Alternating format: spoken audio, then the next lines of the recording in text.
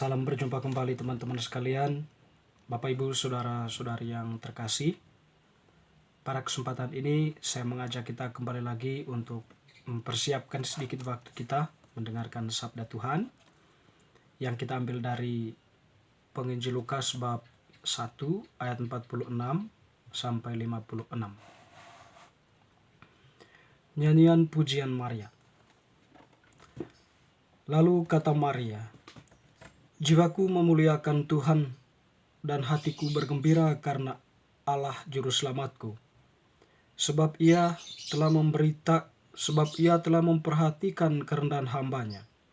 Sesungguhnya, mulai dari sekarang segala keturunan akan menyebut aku berbahagia. Karena Yang Maha Kuasa telah melakukan perbuatan-perbuatan besar kepadaku, dan namanya adalah kudus. Dan rahmat-Nya turun-temurun atas orang yang takut akan Dia. Ia memperlihatkan kuasa-Nya dengan perbuatan tangan-Nya, dan mencerai-beraikan orang-orang yang congkak hatinya. Ia menurunkan orang-orang yang berkuasa dari tahtanya, dan meninggikan orang-orang yang rendah. Ia melimpahkan segala yang baik kepada orang yang lapar, dan menyuruh orang yang kaya pergi dengan tangan hampa. Ia menolong Israel, hamba-Nya, karena Ia mengingat rahmat-Nya, seperti yang dijanjikannya kepada nenek moyang kita, kepada Abraham dan keturunannya untuk selama-lamanya." Dan Maria tinggal kira-kira 3 bulan lamanya bersama dengan Elisabet, lalu pulang kembali ke rumahnya. Demikianlah sabda Tuhan, terpujilah Kristus. Teman-teman, saudara-saudari, sahabat-sahabat yang terkasih, Penginjil Lukas yang kita dengarkan tadi mengisahkan kembali kepada kita masih hubungan dengan perjumpaan kedua perempuan bersaudara, yaitu Maria dan Elisabet. Pada bacaan sebelumnya kita mendengar bagaimana Elisabet menyambut Maria dengan penuh sukacita, ya. Dan juga tentunya di situ dia melantunkan pujian, ya, kepada Maria karena kerendahan hati dan imannya berani menerima tawaran Allah. Diberkatilah engkau di antara semua perempuan, dan diberkatilah buah rahimmu. Lalu ada sebuah refleksi yang mengejutkan mungkin, ya, di mana Elisabet mengungkapkan sesuatu yang sangat dalam. "Siapakah aku ini sampai ibu Tuhanku datang mengunjungi aku?" Ya, artinya bahwa Elisabet bisa melihat sejauh itu, ya, tentang keberadaan Maria yang mengandung dari Roh Kudus, ya, atau Maria yang terberkati, ya. Jadi pujian Elisabet, atau refleksi Elisabet untuk Maria itu tepat, ya, dan memang sesuatu yang sedang terjadi sedang terjadi dialami oleh Maria. Dan tentunya Elisabet sendiri, ya, yang sudah mengandung selama 6 bulan, ya. Dan pada kesempatan ini kita mendengar bagaimana kemudian Maria mengekspresikan pujiannya kepada Allah. Tentu pujian ini bukan pujian-pujian formalitas, ya. Bukan pujian-pujian yang menggemparkan, ya. Bukan pujian-pujian yang penuh dengan huru-hara, ya, musik-musik dan sebagainya. Tetapi lebih pada sebuah ungkapan iman, ya, dari Maria atas rencana Allah yang terjadi pada dirinya. "Jiwaku memuliakan Tuhan dan hatiku bergembira karena Allah Juru Selamatku." Jadi Maria bergembira, ya, karena Allah Juru Selamat yang sudah ada bersemayam dalam rahimnya, ya. "Sebab ia telah memperhatikan kerendahan hambanya. Sesungguhnya mulai dari sekarang segala keturunan akan menyebut aku berbahagia." Karena rahmat Allah itulah, ya, yang memperhatikan Maria, ya, memperhatikan kerendahannya, rendah hatinya di hadapan Allah, ya. Jadi Allah memperhatikan Maria, lalu kemudian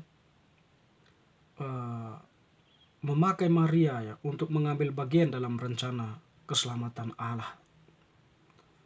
Rahmatnya karena Yang Maha Kuasa telah melakukan perbuatan-perbuatan besar ya.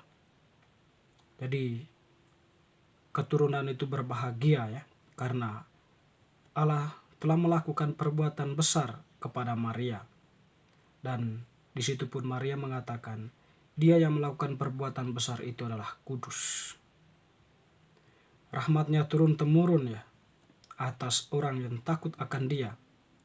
Ya, tentunya di sini bahwa rahmat Allah itu akan terjadi bagi setiap orang ya yang takut akan Dia. Tentu dalam hal ini karena iman dan kesetiaannya kepada Allah, maka dia takut melakukan perbuatan-perbuatan tercelah ya, perbuatan-perbuatan kejahatan. Jadi dia lebih berpegang pada apa yang menjadi kehendak Allah, atau apa yang menjadi ajaran Allah atau perintah Allah. Lalu kemudian dia mengatakan untuk orang-orang yang congkak hati ya, dan tinggi hati, tak ada sesuatu yang terjadi. Dia mengatakan mencerai-beraikan orang-orang yang congkak hatinya, menurunkan orang-orang yang berkuasa dari tahtanya, dan meninggikan orang-orang yang rendah. Ia melimpahkan segala yang baik kepada orang yang lapar dan menyuruh orang yang kaya raya pergi dengan tangan hampa. Mungkin lebih pada Allah itu lebih memperhatikan orang-orang yang rendah ya. Orang yang dalam segala situasi keberadaan tapi tetap berharap kepada Allah ya. Jadi Allah memperhatikan orang-orang itu, termasuk diri Maria sendiri ya. Tentu Maria ya orang yang sederhana ya, perempuan sederhana, tapi dia taat dan setia pada, dan posisi seperti itulah yang diperhatikan oleh Allah. Sedangkan orang yang congkak hatinya, dia dicerai-beraikan. Jadi orang yang meninggikan dirinya ya, orang yang berkuasa direndahkan, kesombongan diri itu ya. Lalu mengusir dan menyuruh orang kaya pergi dengan tangan hampa. Artinya kekayaan yang tidak dibagikan atau kekayaan yang sulit untuk berbagi kepada sesama yang membutuhkan itu memang suatu tindakan yang tidak terpuji ya, tidak sesuai dengan apa yang diperintahkan Allah, yaitu mengasihi sesama. Dan pada akhirnya lebih eksplisit lagi Maria berbalik kepada bangsanya ya, Israel. Ia menolong Israel hambanya karena ia mengingat rahmatnya. Artinya bahwa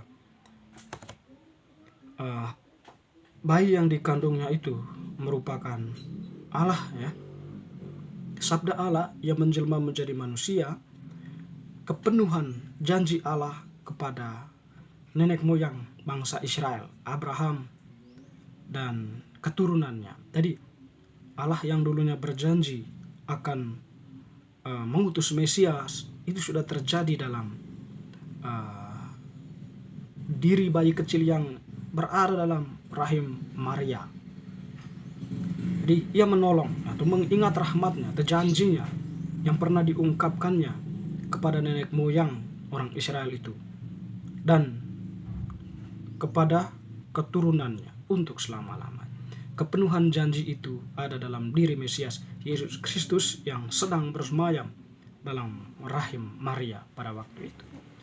Jadi teman-teman saudara-saudari yang terkasih, ini adalah sebuah pujian Maria yang terungkap ya, itu tadi karena imannya yang tulus, atau memang sebuah ungkapan iman yang luar biasa ya, yang dalam tentang rencana Allah atas dirinya, bangsanya, dan juga untuk semua manusia. Dan setidaknya di situ juga ada inspirasi harapan ya. Allah memperhatikan orang-orang yang rendah, yang takut akan Dia, orang yang lapar. Jadi kehadiran bayi yang ada dalam dirinya nanti itu adalah perwujudan Allah yang memang memperhatikan mereka itu, yang rendah, yang lapar, yang miskin, dan terlantar tentunya, dan mencerai-beraikan ya orang yang congkak hatinya, menyuruh pergi orang yang kaya, menurunkan orang yang berkuasa dari tahta. Artinya di sini kehadiran Mesias dalam diri Yesus Kristus itu, dia mengajarkan kebaikan untuk mengusir segala bentuk kemunafikan atau kejahatan yang ada, yang menguasai uh, orang Israel dan juga manusia pada umumnya. Teman-teman, saudara-saudari yang terkasih, semoga bacaan hari ini semakin meneguhkan iman kita seperti Maria yang senantiasa memuji Allah dengan imannya. Amin.